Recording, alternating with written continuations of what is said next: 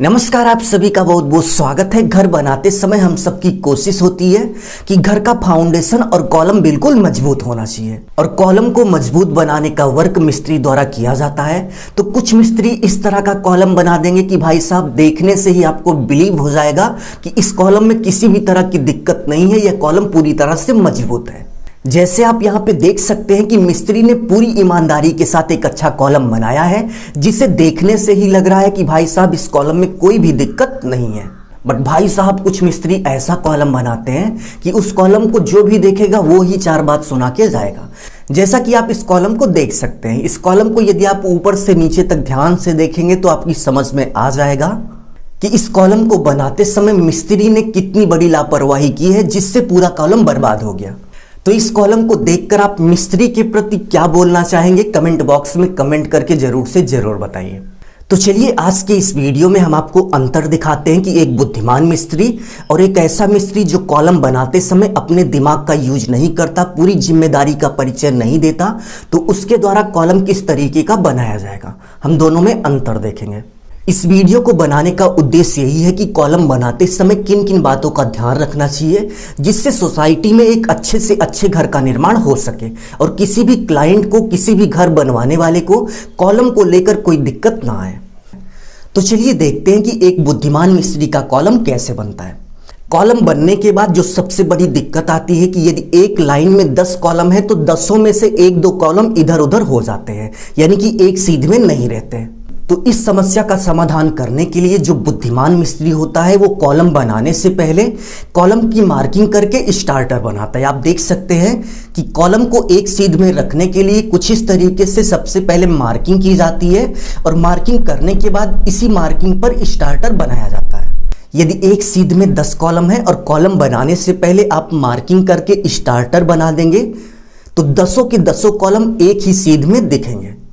तो एक बुद्धिमान मिस्त्री कॉलम बनाते समय सबसे पहले स्टार्टर मार्किंग करेगा। यदि आप कॉलम बनाने से पहले स्टार्टर मार्किंग करके स्टार्टर बना लोगे तो सभी कॉलम एक सीध में आएंगे। और यदि हम दूसरे टाइप के मिस्त्री की बात करें तो वो कॉलम बनाते समय स्टार्टर नहीं बनाएंगे, वे कॉलम की शटरिंग करेंगे और कॉलम की शटरिंग करने के बाद तागे से एक बार चेक कर लेंगे कि हमारा सभी कॉलम सीधा है या नहीं। और यदि आपने बिना स्टार्टर लगाए कॉलम की शटरिंग लगा दी तो कॉलम में कंक्रीट फिल करते समय कॉलम थोड़ा बहुत इधर उधर हो जाता है, यानी कि थोड़ा सा टेढ़ा हो जाता है। तो यही सबसे बड़ा कारण है जिससे कॉलम एक सीध में ना रह के थोड़ा बहुत टेढ़ा हो जाता है। तो आप कमेंट बॉक्स में कमेंट करके जरूर से जरूर बताइए कि जिस समय आपके घर का कॉलम बन रहा था उस समय स्टार्टर मार्किंग की गई थी या नहीं। प्रॉब्लम नंबर 2 की बात करें तो कॉलम में यह प्रॉब्लम देखी गई है कि यदि आप सही से कॉलम नहीं बनाते हैं तो कॉलम कहीं ना कहीं थोड़ा बहुत टेढ़ा हो जाएगा।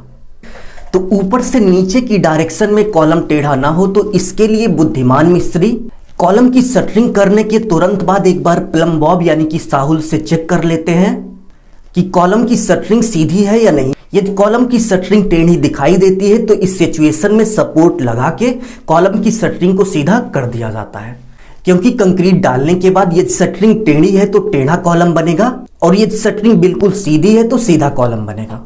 इसीलिए जो बुद्धिमान मिस्त्री होते हैं वो कॉलम की शटरिंग करने के तुरंत बाद प्लम बॉब से चेक करते हैं कि कॉलम की शटरिंग बिल्कुल सीधी है या नहीं।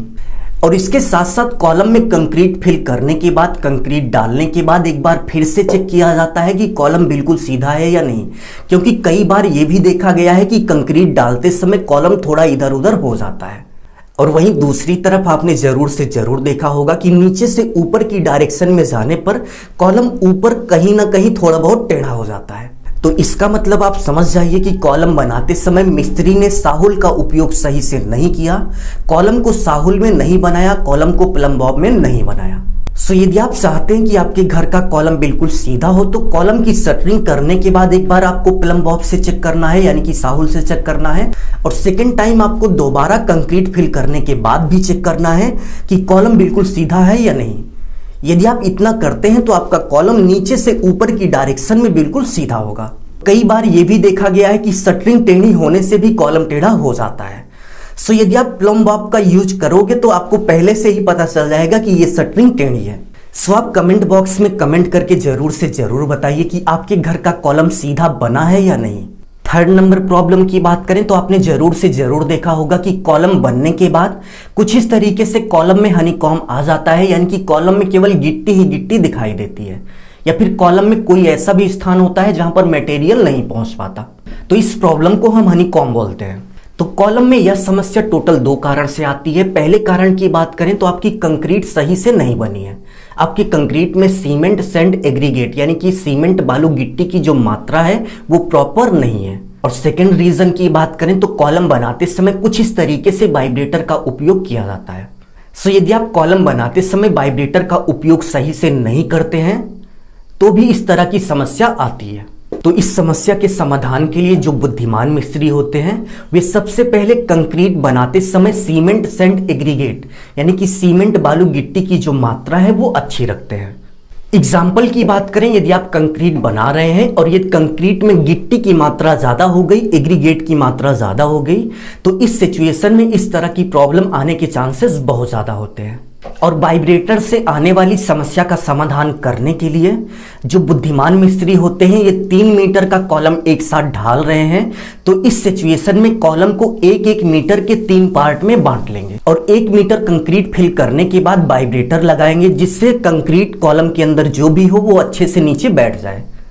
और 1 मीटर पर वाइब्रेटर वर्क करने के बाद फिर से 1 मीटर कंक्रीट फिल करेंगे और उसके बाद फिर से वाइब्रेटर वर्क करेंगे। सो कॉलम में कंक्रीट भरते समय इस बात का विशेष ध्यान दीजिए कि हर 1 मीटर के बाद आपको एक बार जरूर से जरूर कॉलम में वाइब्रेटर वर्क कर देना है, जिससे जो कंक्रीट है वो अच्छे से बैठ जाए।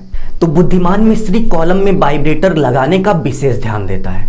और यदि हम एग्जाम्पल की बात करें तो आप यहाँ पे देख सकते हैं कि कॉलम के बीच में केवल आपको गिट्टी ही गिट्टी दिख रही है। तो यहाँ पर कंक्रीट बहुत ही अच्छी बनी थी, कंक्रीट में कोई दिक्कत नहीं थी, बट कॉलम को फिल करते समय केवल यही दिक्कत थी कि सही से वाइब्रेटर वर्क नहीं किया गया। सो उम्मीद है आपको समझ में आ गया होगा कि एक अच्छा कॉलम बनाने के लिए, एक अच्छा मिस्त्री बनने के लिए आपको क्या क्या करना पड़ेगा। अभी के लिए बस इतना ही। यदि आपने अभी तक वीडियो लाइक नहीं किया तो प्लीज लाइक कर दीजिए। अपना ख्याल रखिए और अपने मम्मी पापा का अपने से भी ज्यादा ख्याल रखिए। इसी भाव के साथ आप सभी से विदा लेते हैं। धन्यवाद।